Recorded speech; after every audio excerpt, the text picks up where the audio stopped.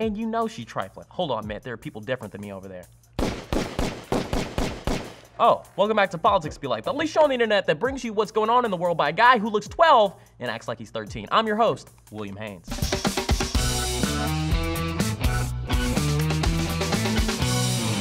Women across the country have decided that boobies are cool, just like everybody else thinks. The campaign sweeping the nation right now is #FreeTheNipple. Notice how when you go to the beach, if you see a shirtless man, people are like, oh, okay, but if people see a shirtless woman, they're like, a supporter of the campaign came out and said, men do stuff like that all the time, and I feel like women should be allowed to do things like that. And when you think about it, it's true. We have to admit that there is certainly a gap in opportunities between our genders. Something you may not have known is that the highest paid female CEO in America was born a man. As a man, if you don't admit it's way easier being a man, you're a goddamn liar. Think about every time you walked outside your house late at night and you weren't even a little bit worried about being attacked or talked to. That's the best part about being a man. People leave you alone. When you're a woman, you can't walk down the street 2 blocks without dudes being like, damn, damn, baby, you so fine, help me file my goddamn taxes. Come here. And when he says taxes, he means his penis. I just like to say that as a person, I stand strongly with the Free the Nipple campaign. Free us, free us, free us, free us, free us, free us, free us.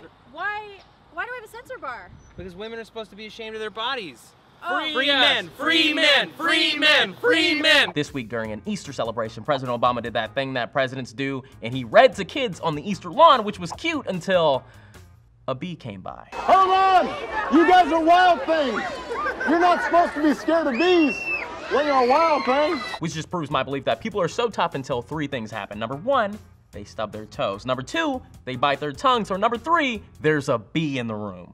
I heard you said something mean about my mom. I heard you said something mean about my mom. I'll shoot you in the face. I'll club you with this. Hold on, a bee. I don't f with bees. Fuck no. But luckily, we got an exclusive interview with the bee that assaulted the president. Excuse me, sir, why did you assault the president?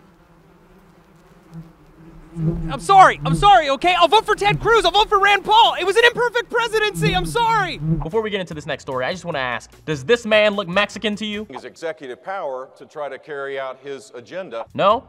Well, how about now? De trabajar con el Congreso, de buscar una solución. This is in fact Jeb Bush, potential candidate for the 2016 presidential seat, brother of President George W. Bush, son of President H.W. Bush, who is in fact not Mexican. However, in 2009 on a voter registration application, he listed himself as Hispanic. But you know how the voting booth be. You get all nervous and accidentally make mistakes and you wish you wouldn't have. I almost voted for Roseanne Barr once because I liked her TV show.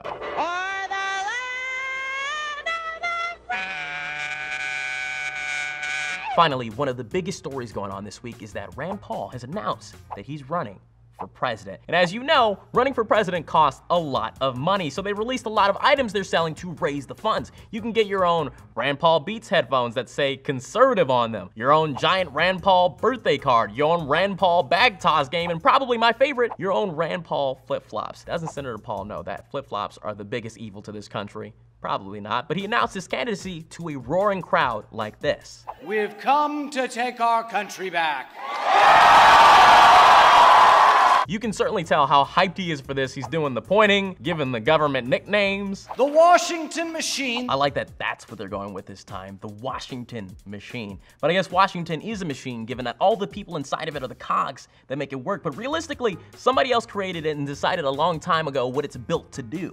And it's hard to change that from the outside. So what do you guys think about this? Should women be able to show themselves like men do? Should all future presidents be forced to speak Spanish? Maybe. If you're running for president, what would your campaign slogan be? Let me know in the comments down below, and share this video with a friend so they can learn them some and keep the show alive. I'm William Haynes, and that's what politics be like. I got a phone call I gotta get to.